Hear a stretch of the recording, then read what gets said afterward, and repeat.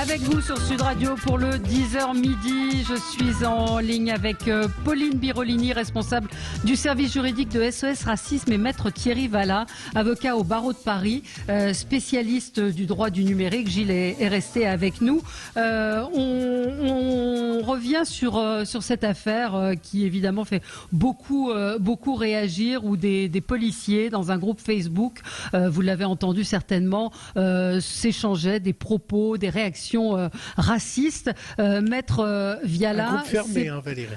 Oui, c'était un groupe fermé, mais de 8000 personnes. Alors, Maître Viala, je voulais déjà avoir le point de vue de l'avocat de façon assez factuelle. Est-ce qu'une conversation sur Facebook, dans un groupe privé, sur Instagram, sur WhatsApp est privée ou est susceptible de poursuite si quelqu'un révèle les propos? Alors, tout va dépendre le nombre de participants. Aujourd'hui, on n'a pas encore de taux ou d'ombre qui est véritablement défini par les tribunaux, par la jurisprudence, à part en matière sociale.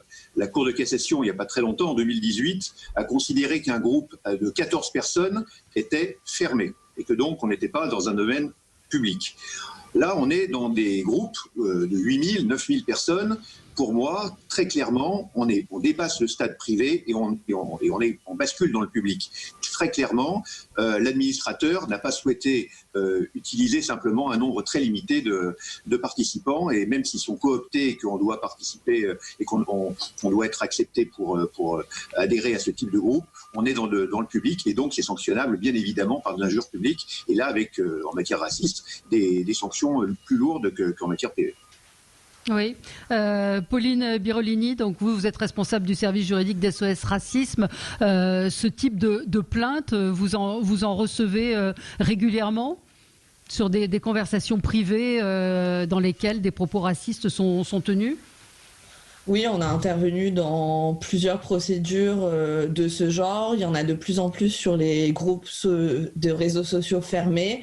On a aussi beaucoup d'injures privées, simplement parce qu'elles sont dites aussi entre voisins dans un lieu privatif, donc ça arrive aussi. Et on fait aussi forcément des procédures en matière d'injures publiques, mais c'est pas les premières procédures sur des réseaux sociaux avec des groupes qui ont des communautés d'intérêt, donc qui sont des groupes privés, effectivement. Et là, en l'occurrence, pour vous, ce qui se passe, justement, ce qui a été révélé par Street Press, vous allez, j'ai pas tout suivi, savoir si SOS Racisme allait attaquer? Alors nous, donc le ministère de l'Intérieur a déjà fait un signalement, il y a une enquête qui va être ouverte. Nous, on a également fait un signalement, on s'est joint au signalement du ministère de l'Intérieur. C'est vrai que comme on n'a pas accès à la totalité des propos, c'est assez difficile de savoir s'il y a des injures racistes, combien il y en a, s'il y a de la diffamation, quels sont les types d'infractions, puisqu'il faut aussi prendre le contexte dans lequel elles ont été dites. Mais en tout cas, on a fait un signalement auprès du parquet pour qu'il vérifie méticuleusement tous les propos qui ont été tenus et qu'on soit tenu au courant pour les suites de la procédure, et qu'on se constitue effectivement partie civile si une procédure judiciaire est engagée. Quels sont les risques qu'ils encourent pour ces injures? C'est des amendes? On a des amendes, on a de la prison en matière d'injures publiques, c'est un an d'emprisonnement et 45 000 € d'amende, donc c'est pas rien, même si malheureusement les sanctions ne sont pas aussi lourdes prononcées par les tribunaux ou les cours, mais en théorie, ce type d'injures publiques à caractère racial ou antisémite, homophobe, etc., on dépasse le stade de la simple amende ou de la simple contravention, donc là on a de la prison à la clé éventuellement. Et comment prouver que c'est la personne qui a tapé la phrase? Parce que moi, je peux dire que mon ordinateur était ouvert et puis c'est mon fils qui s'est amusé. C'est assez compliqué en réalité. Aujourd'hui, on est au balbutiement encore de tout ça sur les réseaux sociaux. L'administrateur est certainement responsable. C'est clairement quelqu'un c'est lui qui est le principal fautif. Bon. Ensuite, les personnes qui participent. Quand il s'agit simplement de relayer, sans mettre de commentaires, quand il s'agit peut-être de liker, de mettre simplement d'appuyer sur un petit bouton, est-ce que ça contribue à faire ça? Bon, alors, certains pays ont considéré que liker, c'est déjà diffamer ou injurier. En France, on est en train d'être sur cette voie-là. Un retweet, par exemple, correspond à une nouvelle édition d'une injure ou d'une diffamation, donc elle est sanctionnable par les tribunaux. Donc, pour moi, tous les participants sont potentiellement susceptibles d'être, sinon responsables, du moins, en tout cas, complices de cette infraction. D'accord. Même si je retweet avec le mot scandaleux. Bah oui, c'est une prise de position. Non, mais si je dis regardez ce raciste. Ah oui. Ah bah non. Oui, c'est tout le problème de savoir. C'est tout le problème de savoir où s'arrête la liberté d'expression. La liberté d'expression, c'est un droit fondamental. Il est garanti par la Constitution. C'est l'article 10 de la Déclaration des droits de l'homme de 89 qui est en préambule de la Constitution.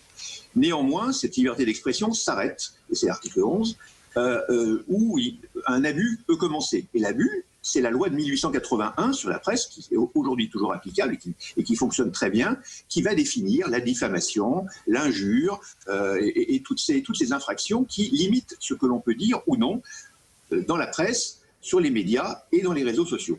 Donc, la liberté d'expression n'est pas un droit, on va dire, absolu, il est fondamental. Néanmoins, sur ce type de dérapage de caractère raciste, et c'est bien là où se posera le problème de savoir c'est un délit, qui va définir ou non le caractère raciste. Eh bien, c'est un juge, et ça ne peut être qu'un juge qui va le faire. Pauline Birolini, on parle de liberté d'expression, jusqu'où, effectivement, c'est la question.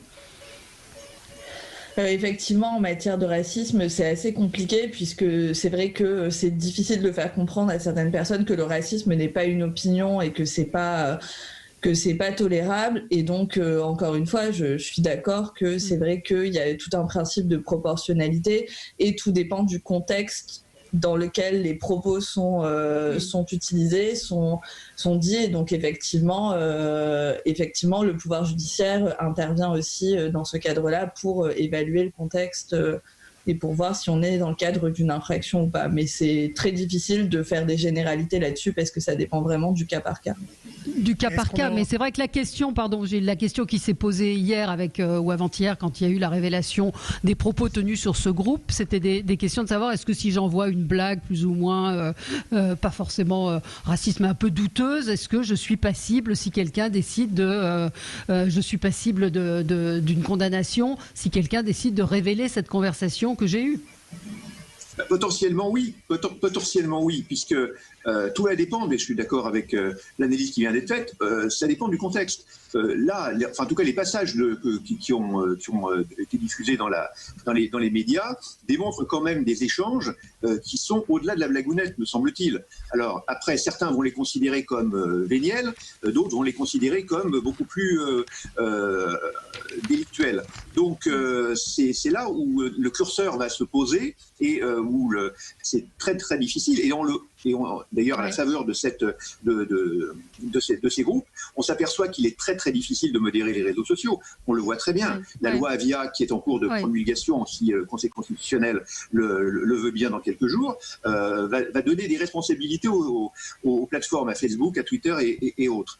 Comment vont-ils réagir par rapport à ça? Lorsqu'il y aura un signalement de ce type de groupe fermé, est-ce que Facebook va le fermer directement en disant bon, moi je considère qu'il y a une difficulté, comme il l'avait fait il y a 3 ans dans les groupes Babylone 2.0, qui étaient par exemple des groupes sur lesquels il y avait du revenge porn et on passait des contenus pornographiques. Donc là Facebook avait immédiatement réagi. Là, comment vont-ils réagir pour se protéger? Est-ce qu'ils ne vont pas justement couper la connexion à ces groupes? Et alors là, peut-être la liberté d'expression en général sera, et c'est bien une des craintes qu'on a avec cette loi Avia, que la liberté d'expression soit en danger. Parce que est-ce que c'est aux plateformes de définir ça? Moi, je considère que c'est le juge et uniquement le juge qui peut le faire. Oui, Pauline Birolini, sur la loi Avia, est-ce que ça va apaiser les choses ou au contraire compliquer? Alors c'est vrai que c'est difficile à dire tant qu'on voit pas la manière dont elle est appliquée, mais nous, à SOS Racisme, en tout cas globalement, on a soutenu l'adoption de la loi Avia. Alors ça veut pas dire qu'on la trouve parfaite. On trouve qu'il y a certaines dispositions qui sont pas adaptées ou qui ne vont pas assez loin ou qui entraînent des risques évidemment, mais ça nous semblait nécessaire de de revoir la loi de 2004 qui était finalement pas adaptée aux réseaux sociaux, puisqu'elle a été adoptée à une époque où la plupart des réseaux sociaux n'existaient pas encore, ou étaient très peu utilisés. Et donc on pense que dans tous les cas, les plateformes doivent intervenir dans la modération. Alors après, c'est vrai que idéalement, il faudrait que ce soit un juge qui décide de tout ça, mais c'est vrai que ça nous paraît compliqué aujourd'hui, avec les moyens matériels et financiers de la justice, de passer exclusivement par le biais du juge, parce qu'il y a quand même énormément de signalements chaque jour, et donc ça paraît très difficile à traiter, et passer par le biais des modérateurs dans un premier temps, ça nous paraît inévitable, en tout cas aujourd'hui, même si heureusement il y a quand même le juge reste derrière en cas de recours pour vérifier aussi la bonne application de la modération. Oui, merci à tous les deux. Merci Gilles également. Pauline Birolini, donc responsable du service juridique de SOS Racisme, et maître Thierry Vallin, avocat au barreau de Paris et spécialiste du droit numérique. Merci à vous. On se retrouve dans un instant pour revenir sur la conférence de presse de Christophe Castaner hier. Beaucoup de réactions déjà. À tout de suite sur Sud Radio.